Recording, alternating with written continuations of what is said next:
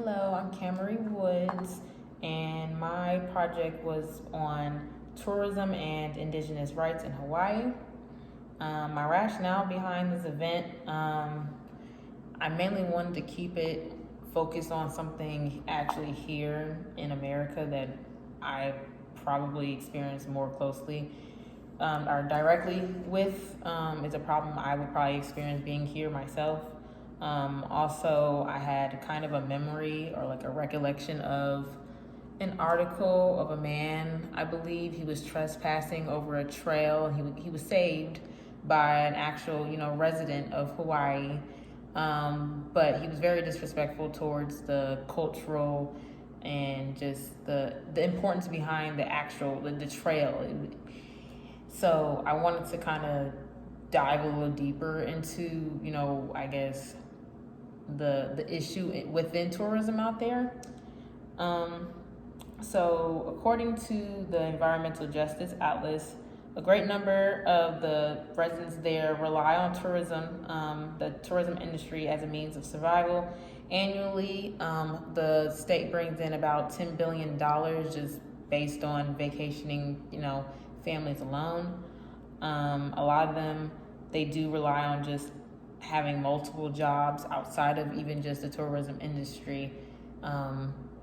Everything out there is the price of living is greatly remarkably more expensive here or there than it is here. So the effects that tourism has is overcrowding, pollution, and is overall just pushing its own native people out of these prominent economic and cultural spaces. This can affect the food supply, agriculture. Obviously, these spaces are being used for recreational use, hotels. You have to take from what's already there, what they're using. So they're losing resources essentially in spaces that they actually really need, to build and to cater to the people who are just traveling there.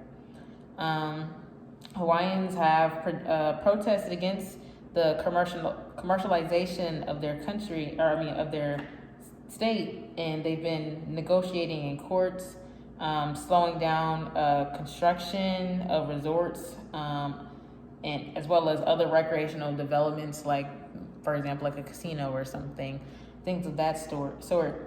They've also been testifying at public hearings. Other things include sit-ins and social media campaigns.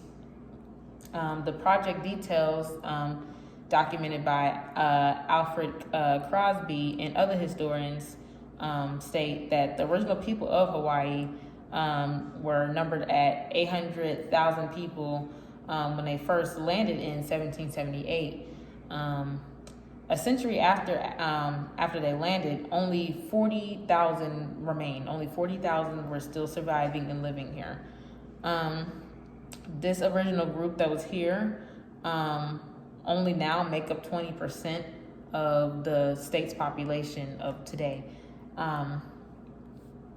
And 200 years of racism and systematic impoverishment actually contribute to reasons for why they were pushed out or moved out of their own, regions.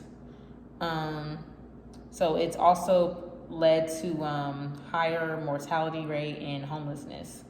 30 years ago, Hawaiians actually outnumbered the tourists. The residents outnumbered them by more than 2-1. Today, tourists outnumber the residents by 6-1.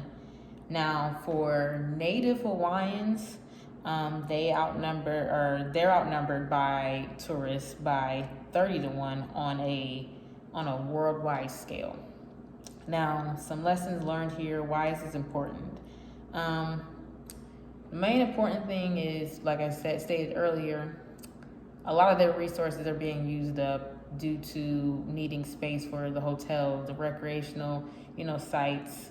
So you lose out on things for agriculture. So ecosystems are being destroyed. So even the animals that live in certain environments, whether it be water or just on land, they're being affected as well because they're being forced into either new habitats or just being killed off already as a whole. And so I say the main takeaway from this would be to just stop taking from, people who actually live here and actually have a cultural background here. Let these people have their space. This is theirs. Honestly, that's really the simplest way I could really put it, honestly. Something I did not know, though, was that the tourists actually are outnumbering the native people there. I mean, well, maybe not the fact that the native, but like they outnumber the residents just alone, like even if they just moved there. It's kind of crazy.